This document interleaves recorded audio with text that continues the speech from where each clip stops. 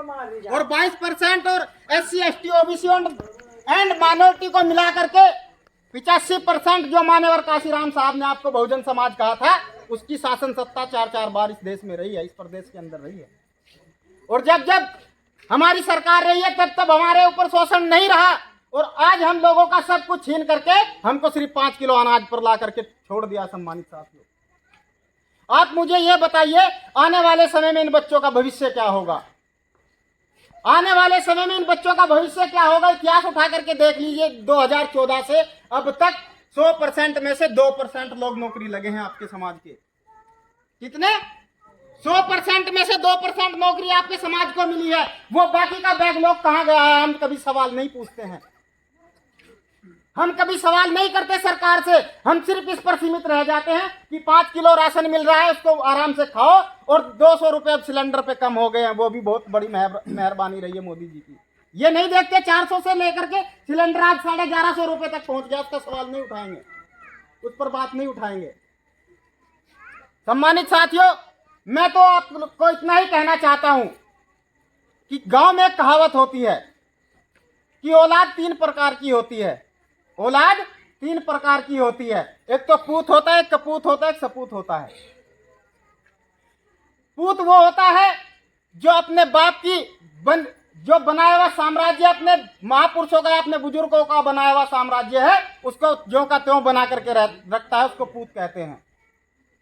और जो औलाद अपने महापुरुषों की बनाई हुई संपत्ति को, धरोहर को, और अपने बाप दादा की बनाई हुई संपत्ति और धरोहर को दोगुना चौगुना करने का काम करता है, उसको सपूत कहते हैं। और जो उन बड़े बुजुर्गों की, माता पिता की, अपने महापुरुषों की बनाई हुई धरोहर को नष्ट करने का काम करता है, उसको कपूत कहते हैं। तो सम्मानित साथियों, आज समय वही है। बाबा साहब अम्बेडकर ने हमको बहुत कुछ दिया है, आज उन्हीं की बदौलत आप सभी को पता है, बताने की आवश्यकता नहीं है। अगर आज आप कॉलेज स्कूल जाते हैं, अच्छे मकानों में रहते हैं, ये सभी उन्हीं की देन है। उस पर समय व्यर्थ ना करते हुए, लेकिन बाबा साहब ने तो हमको सब कुछ दे दिया, हम आज बाबा साहब को क्या दे रहे हैं? 14 अप्रैल को सिर्फ वहां जाएंगे, फूल चढ़ाएंगे, अपने घर आ जाएंगे, बस इतना ही मिशन था बाबा साहब का।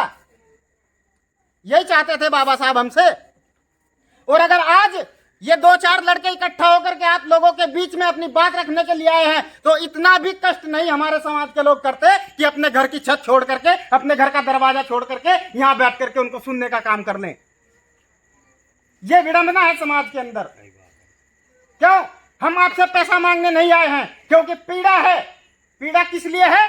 क्योंकि जब हम पैदा हुए, सन 1995 की मेरी पैदाइश है, उस समय बहुजन समाज पार्टी का शासन था, बहन कुमारी मायावती जी मुख्यमंत्री थी। और मैं ऐसा महसूस करता हूं कि जब मैंने जन्म लिया तो मैं एक राजा के घर में पैदा हुआ, क्योंकि आप सभी को पता है बसपा की सरकार को किसकी सरकार बोला जाता था। कि जब मैं पैदा हुआ तो मैं राजा के घर में पैदा हुआ, और आज हमारे पास राजपाट नहीं है। वो उसका कारण यही है कि हम वोट देने के समय में पुव्वे पर बिक जाते हैं। बाबा साहब अम्बेडकर ने 4 औलादें कुर्बान करके आप लोगों को यह हक और अधिकार दिलाया था। वो इसलिए नहीं दिलाया था कि आप पुव्वे में या घासी गठड़ी पर वोट को बेच दो, नहीं। ये बहुत मेहनत और बहुत संघर्ष और बहुत बलिदान करके आप लोगों को यह जीवन मिला है, इसको व्यर्थ मत जाने दो। एक एक वोट और एक एक सपोर्ट अपने मिशन मूवमेंट में लगाओ। मिशन किसे कहते हैं? मिशन उसे कहते हैं, बाबा साहब अम्बेडकर की स्टैचू आपने ऐसे हाथ की भी देखी होगी, उसका इशारा क्या था? उसका इशारा यही था, यूपी तक तो हमने राज कर लिया, लेकिन हम दिल्ली तक राज नहीं कर पाए अभी भी।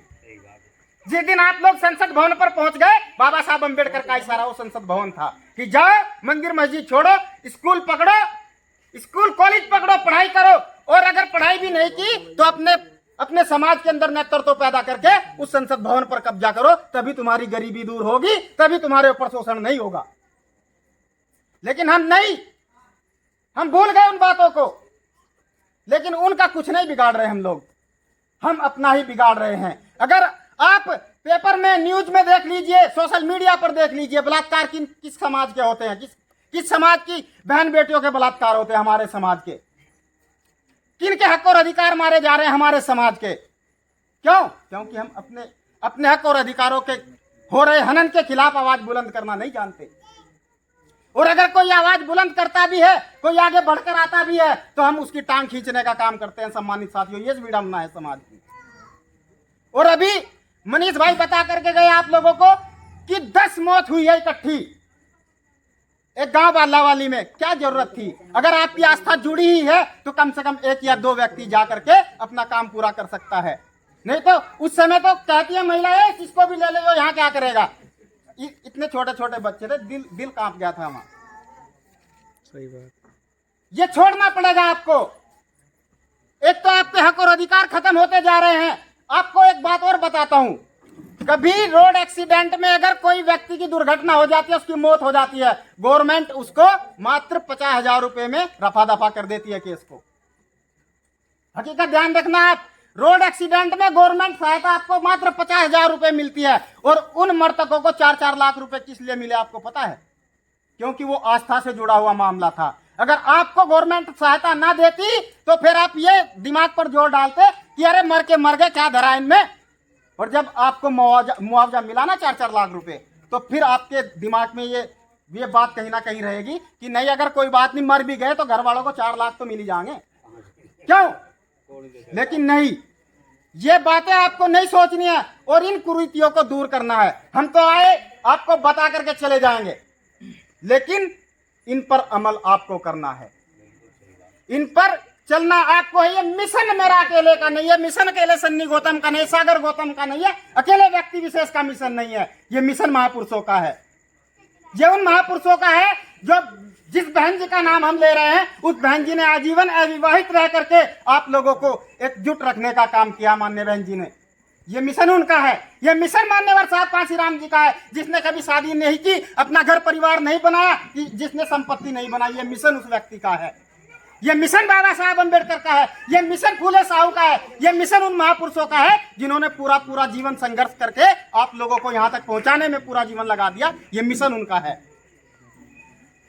समझना आपको पड़ेगा, क्योंकि जगाया उसे जाता है जो जिंदा होता है। ध्यान से सुनना मेरी बात को, कड़वी लगेगी, मुझे फर्क नहीं पड़ता। जगाया उसे जाता है जो जिंदा होता है, मरो हो को तो दफनाया जलाया जाता है साथियों। तो आप जिंदा हो, इसलिए आप लोगों को जगाने के लिए समाज में जो कार्य कर रहे हैं कार्यकर्ता समाज के, वो आप लोगों के बीच आते हैं। वो इसलिए आते हैं कि अपने बच्चों के भविष्यों के लिए आप लड़ाई लड़ें, बेवजह की लड़ाई मत लड़ें। आप बताइए, जब ये आने वाली नस्लें आपसे सवाल पूछेंगी कि बाबा साहब अम्बेडकर ने तुमको संविधान दिया, सब हक और अधिकार दिए, और मान्यवर कांशीराम साहब ने आपको राज दिया, आपको यूपी की गद्दी दी, तो आपने हम लोगों के लिए क्या छोड़ा? आप छोड़ दो उनको। माँ जी आप उधर मत देखो, क्योंकि आप उधर देखोगे सब उधर ही देखेंगे। उनका काम उनको करने दो।